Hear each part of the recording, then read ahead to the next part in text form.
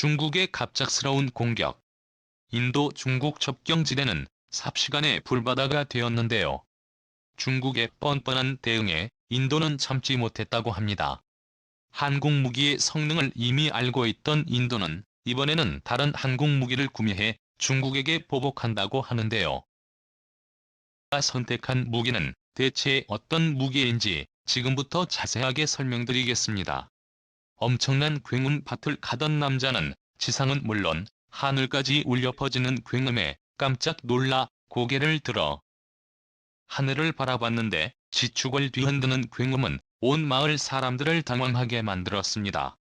그러나 맑은 하늘에는 그 어떠한 흔적을 발견할 수 없었죠. 잠시 후 고행음은 또 한 번 하늘에서 울려 퍼지며 마을 사람들을 두렵게 만들었습니다. 인도의 한 마을에 벌어진 괴이한 일은 비극으로 끝났습니다. 마을 위로 떨어지는 정체불명의 물건은 마을 광장은 물론이고 집과 주요 시설 위로 떨어졌는데요. 충돌로 인해 집은 물론이고 주요 시설까지 파괴되었죠. 경험이 있는 직후 즉시에 짐을 쌓아 도피한 인도 주민들의 기지 덕분에 다행히 인명피해는 없었지만 갑작스러운 공격에 주민들을 밀쳐 대비할 틈도 없이 속수무책으로 당했죠. 결과 하늘에서 떨어진 물건은 우주에서 떨어진 물건으로 우주 쓰레기라는 것이 밝혀졌습니다. 정밀 조사한 끝에 이 우주 쓰레기의 출처가 중국인 것이 드러났죠. 미국 하버드 스미소니언 천체물리학센터의 조너선 맥도웰 박사는 이 물건의 정체가 중국 스촨성에서 발사된 직접방송 위성 중 신구비의 운반 로켓잔해로 분석된다며 향후 추가 추락이 있을 수 있다는 경고를 남겼습니다. 구자라트주 파리지 마을에서 벌어진 이 사고에 많은 인도인들이 분노를 참지 못했는데요. 이번만 발생한 곳이 아니라 여러 차례 우주 쓰레기가 인도에 떨어지면서 인도인들이 다치거나 재물 손해가 일어나는 일이 벌어졌기 때문이죠. 중국은 그때마다 계산 실수 혹은 착오에 의해 벌어진 일이라며 인도양을 향해 떨어뜨리기 위성이 계산 실수로 인해 인도 주요 지역에 떨어진 것이라고 지적하며 양해해 줄 것을 요청했죠. 그러나 그 말을 믿는 사람은 아무도 없었습니다. 가장 최근인 2012년 4월에도 중국은 비슷한 사고를 냈기 때문이죠. 마하라슈트라주 천데라, 프로 시신대와 히마을에는 엄청난 규모의 잔해들이 마을을 향해 떨어졌습니다. 직경 3m 무게 40kg짜리 로켓의 연결링은 마을 중앙에 떨어지면서 깊숙한 상처를 남길 정도로 마을 주민들에게 악몽 같은 날을 선사해 주었는데요. 작년 2월에 쏘아 올린 통신기술 시험 위성 DJS-대벌스의 운반 로켓인 창정 3B의 잔해로 밝혀지면서 인도 언론에서는 이게 중국이 의도적으로 인도를 겨냥한 우주전쟁인 것이 아니냐는 분석이 나왔죠. 한두 번도 아니고 비슷한 실수가 연달아 발생하는 것은 국가의 무능을 의미하거나 혹은 실수로 위장한 공격을 의미하는 2020년에 벌어졌던 중국-인도 갈등을 생각해 본다면 충분히 개연성이 있는 일이라 할 수 있었습니다. 나렌드라 모디 총리를 비롯한 인도 정부는 중국 정부의 향후 대응을 지켜보는 것으로 일단락 지으며 중국에게 경고의 메시지를 남기는 쪽으로 선회했는데요. 그러나 불행히도 가까스로 진정된 평화가 깨지는 일이 벌어졌습니다. 중국의 인도를 향해 포탄을 쏘며 인도 영역을 공격한 것입니다. 전통적인 분쟁 지역인 라다크 지역 근처 반호 쪽으로 중국이 공격을 가하며 인도인들은 위협한 것이죠. 인도와 중국의 치열한 영토 분쟁의 한가운데에 위치한 라다크 중국이 인도를 향해 도발에 나서며 공격을 가했죠. 인도군이 기갑전차를 끌고 나오면서 중국군은 황급하게 도망갔지만 이미 라다크 일대에 폭격으로 헤집어 놓은 것이죠. 공격받은 인도 정부는 갑작스러운 공격의 원인을 조사하고자 라다크 일대에 조사하게 되었고 놀라운 사실을 발견했습니다. 바로 중국이 라다크 일대 다리를 비롯한 군사시설을 건설 인도 몰래 중국 기지를 짓고 있었던 것을 확인한 것이죠. 또 언론인 타임스 오브 인디아는 이 사실을 보도하며 집중 포격이 있었던 장소인 판공호에 중국이 몰래 병력은 물론 기지 건설까지 추진하며 인도 침략을 준비하고 있었다는 사실을 보도. 인도 관계자의 말을 인용해 이곳이 완전히 기지화되었다면 인도는 곤란한 상황에 빠졌을 것이라는 분석을 내놓았죠. 중국이 자주 사용하는 방법인 살라미법이 사용된 것입니다. 아주 조금씩 중국 인구를 비롯해 중국 건물에 인접한 국가의 설치 이후 경계선을 침범하면서 조금씩 중국의 영역을 넓히는 방식으로 많은 인구를 가진 중국이 타국 침략 때 자주 사용하는 수법이죠.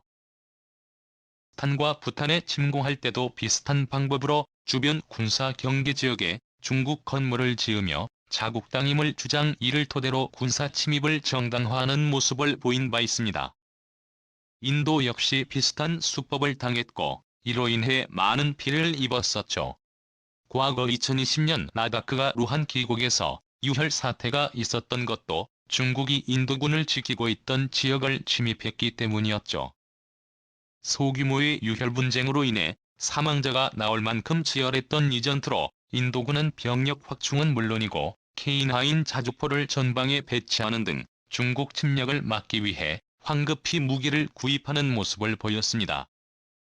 중국도 이를 의식해 인민해방군을 라다크와 방글라데시 인근으로 이동, 이 지역에 있는 중국 국민들을 보호한다는 명목으로 경계를 침입하는 등 자국적인 행동으로 인도의 눈살을 찌푸리게 만들었습니다. 인도는 즉각 중국에게 공격의 책임을 물으며 지속적으로 인도를 향해 위협을 가한 것에 성실히 답변해야 한다고 강조하지만 중국은 인도의 행동에 어떠한 반응도 내놓지 않았습니다. 중국 외교부 저우리 전 대변인은 인도를 향해 대체 어떤 억하 심정 때문에 중국에게 이렀는지 모르겠다고 말하며 중국이 라다크 국경 근처에서 눈을 움직인 것은 어디까지나 통상적인 군사 훈련의 일환이며 자국 영토에서 한 일이라고 언급. 중국의 국방훈련에 대해 인도가 책임지라고 얘기하는 것은 월권행위라고 지적하며 인도의 행동에 더 붙일 말이 없다고 선언했죠. 이 말이 들은 인도는 즉각 중국에게 제재를 시도했습니다. 바로 식량위기로 전 세계가 위급한 가운데 돌연 인도가 밀수출을 금지하겠다고 선언하면서 자국 안보를 위한 일이며 밀수출에 있어 인도는 도의적인 책임을 다할 수 없을 것 같다는 말을 남겼습니다. 그만큼 다수의 인구가 살고 있는 중국 입장에서는 식량위기로 인해 각종 곡물이 모자란 상황. 이 가운데 인도가 밀수출량을 늘리겠다고 말하며 지원을 약속했으나 공교롭게도 중국의 공격 이후에 돌연 인도가 말을 바꾼 것입니다. 가장 큰 수혜를 입을 것으로 생각했던 중국 입장에서는 청천벽력과도 같은 일. 주변국과의 관계를 고려해 밀수출을 강행할 것으로 예측했던 중국 입장에서는 강경하게 돌변한 인도의 반응에 당황할 수밖에 없었죠. 게다가 중간자적 위치로 러시아와 미국 사이를 오가며 간을 보던 인도는 갑작스럽게 미국과의 협의를 통해 대규모 군사 금융 지원을 검토했습니다. 군비 증강을 위해 즉각적으로 인도는 미국과 손을 잡은 것이죠. 블룸버그 통신에 따르면 미국은 인도에 약 5억 달러 한화로 63,303억 원에 해당하는 군사 금융 지원을 약속하며 러시아산 무기 의존도를 낮추고 미국과 안보 협력을 인도에게 요청했죠. 또 역시 이에 응답하며 태도를 바꾼 것입니다. 원래 인도는 러시아산 무기의 최대 수입국으로 우크라이나-러시아 전쟁이 있었음에도 불구하고 러시아 무기 수입을 진행 미국의 속을 썩이며 동맹에 있어 불안 요소가 되었죠. 입장에선 미국과 러시아가 균형 외교를 통해 이득을 보려고 있었고 미국과 러시아 둘 다 현재 인도를 끌어들이려고 노력하는 가운데 인도 정부는 최대한 자국에게 이득이 되는 방향으로 행동했었습니다. 그런데 중국의 지속적인 압박과 공격으로 인해 인도는 다른 생각을 하게 된 것이죠. 러시아와 발맞춰 중국이 아름아름 지원을 하고 있던 가운데 러시아 중국을 한통속으로 바라본 인도 입장에선 중간자적 위치를 유지할 필요가 없어진 것입니다. 미국이 앞장서서 금융 지원을 약속한 입장에 인도는 이를 마다할 이유가 없었습니다. 무기 수입을 위해 많은 자금이 필요했던 것도 인도가 미국의 손을 잡는 데 결정적인 영향을 미쳤죠. 로이터 통신은 이어 인도가 러시아산 군사장비 수입을 줄이고 수입 다변화를 고려하고 있다는 소식을 전했습니다. 현재 인도의 많은 군사장비 중 50 이상이 러시아제 제품. 그러나 인도는 이번 기회에 다른 제품을 고려하고 있다고 하는데요. 정부에 따르면 인도 공군은 한국산 제품을 구입 목록에 두고 있는데요. 그 중에서도 최근 각광을 받고 있는 F-50 전투기가 인도 공군의 차세대 전투기로 고려되는 상황. 필리핀 공군이 민다나오 섬에서 벌인 마라의 전투에서 한국산 전투기의 성능을 입증한 이후 우크라이나군에서도 F-50 전투기를 요청하며 갑작스러운 수요 폭증이 일어났죠. 인도도 이미 K9 자주포를 사용해보고 한국산 제품에 만족을 느꼈었기에 F-50을 고려하고 있죠. 중국군의 도발의 K9이 아닌 자주포로 육군 화력을 강화 이후 공군 병력에 있어서도 한국 전투기를 도입해 지상과 상공에서 중국을 압박하려는 것이죠. 중국의 도발에 맞선 인도의 대응 함부로 다른 국가의 영토를 침략하려 한 중국이 인도에게 호되게 당하길 바라며 새로운 항공무기 수입을 원하는 인도의 결정에 박수를 보냅니다.